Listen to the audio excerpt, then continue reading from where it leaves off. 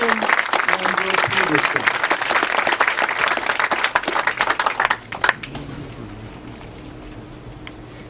On deck is Theo Fowlerus. Hi, I'm a resident of Huntington. I've been living in Suffolk County since 2002. And as far as the spraying, I wasn't aware of the spraying until someone pointed out to me about 5 years ago. He said, look in the sky, and since they pointed out the trails, I see them every day. And my concern is they're spraying them up at about 30,000 feet. Whoever is spraying them they're not responsible, and they're not accountable for where they're falling, and the consequences to us there are basically 4 different consequences. One is economic consequences. Decreased sunlight means less healthy crops, trees are dying, vegetation is not as healthy, and there's less production for crops. That's one of the economic consequences. The second economic consequence is decreased energy for solar panels. And the next consequence is health. Levels of vitamin D are decreasing. Vitamin D is essential for your health.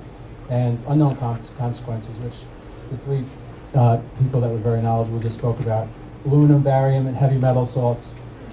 No one's filed an environmental impact statement, so how do we know what the impact is on our health?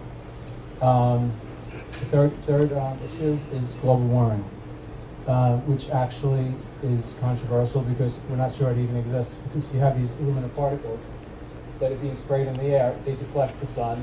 So what happens is the sun is not, the right amount of sun is not hitting the earth, and then the heat is getting trapped. So it's actually global warming is actually a man-made concept. When you really need to pass this legislation, everyone should take a look up at the sky and educate themselves. There's a lot of research being done on this. And they should file an environmental impact statement and prove that they're safe before they continue to spray. Your children, everyone here, if you have children, if you have pets, if you have your own health yourself, you're responsible for safeguarding your health. And it's not being safeguarded. There's no environmental impact statement. There's no one keeping track of the impact on your health from the spraying, and it's being done every single day. And the last issue is it a constitutional issue? How can it be constitutional to do aerial spraying and drop heavy metals when it's actually taking your property?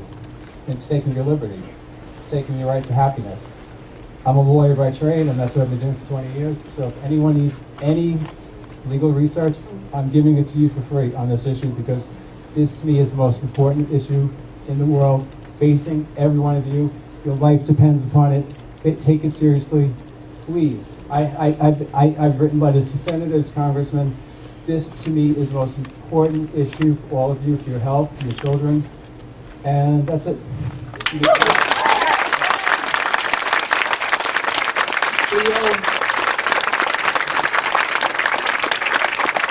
Followed by John Marijuana. Go ahead, Theo. I live in East Hampton, and my daily experience when I drive around and I go to Montauk, to Southampton, is that when airplanes they enter Montauk, they turn on the aerosol spray, and they spray up to Southampton, and then they stop. And the patterns that I see, they are cross, X's, and the spray is heavy and goes on every day. Several years ago, I was walking with a friend of mine about a mile in the morning, every morning, and I witnessed a very heavy spraying that month of January, and I got scared and I didn't walk anymore. But my friend continued walking. This person has a very robust health and is a very strong and healthy person. She came down with a case of persistent bronchitis for 2 months that couldn't shake it with antibiotics or anything. So there is no absolute proof there, but there is evidence that there's something bad happening there. And also, I would like to say that man can live without food for about 60 days, without water for about 12 days, but without air, he can live 5 minutes.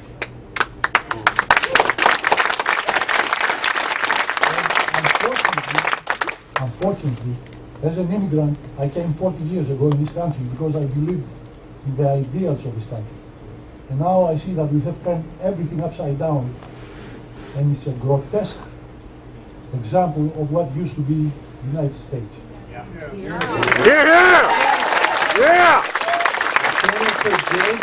Senator Jager.